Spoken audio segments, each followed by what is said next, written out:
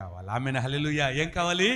మంచి పేరు. అందుకే పరిశుద్ధ గ్రంథములో రాయబడిన మాట ఏంటంటే 22వ అధ్యాయం 1వ వచనములో గొప్ప ఐశ్వర్యము కంటే మంచి పేరు మేలు. ఆమేన్, హల్లెలూయా, హల్లెలూయా. ప్రసంగి గ్రంథములో 5వ అధ్యాయంలో ఇంకో మాట ఉంటుంది చూడండి. ఆడేముందో ప్రసంగి గ్రంథం 7వ అధ్యాయం 1వ వచనం చూడండి.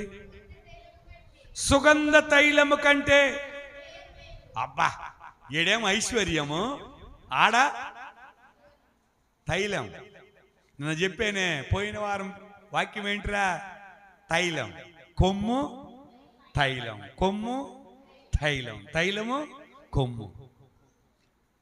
పోయిన వారం సబ్జెక్టు. ఈరోజు మంచి పేరు. ఐశ్వర్యము కంటే మంచి పేరు కావాలి. రెండవది ఏంటి?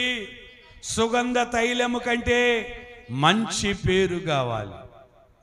మీ అందరికీ దేవుని మహాకృపను బట్టి ప్రతి ఒక్కరికి మంచి పేరు దేవుడు అనుగ్రహించబడునుగాక, అనుగ్రహించబడునుగాక.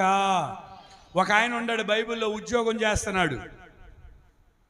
బైబిల్లో ఉద్యోగం చేస్తూ నాయంగా చూస్తున్నారు.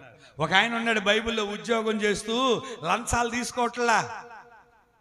లంచాలు తీసుకోకుండా వేరే వాళ్ళని తీసుకొని ఇట్లా. అర్థమవుతుందా? ఈయన తీసుకోవట్లేదు, వాళ్ళను కూడా తీసుకొని ఇట్లా లంచాలు. ఉద్యోగం చేస్తున్నాడు, మంచి ఉద్యోగం. లంచం తీసుకునేవాడు కాదు, యథార్థవంతుడు, దేవుని యందు భయభక్తులు కలిగి. ఈ మాట చెప్పానంటే మీకు అర్థమైపోయింది. దినమునకు ముమ్మారు ప్రార్థన చేసేవాడు.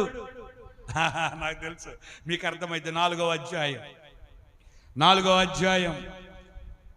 6వ అధ్యాయం 4వ వచనం చదవండి. దానియేలు గ్రంథము పేజీ నెంబర్ చెప్పు.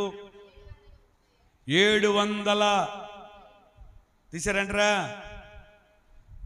737 737. అరే యూట్యూబ్ పెట్టావా? పెట్టలేదా? పెట్టావా? మంచిది. 737 తీసారా? చదవండి, చదవాలి. 6వ అధ్యాయం 4వ వచనం. అందుకు ఆ ప్రధానులు అధిపతులను రాజపాలన విషయములో దానియేలు మీద ఏదైనా ఒక నింద మోపవలె నుండి తగిన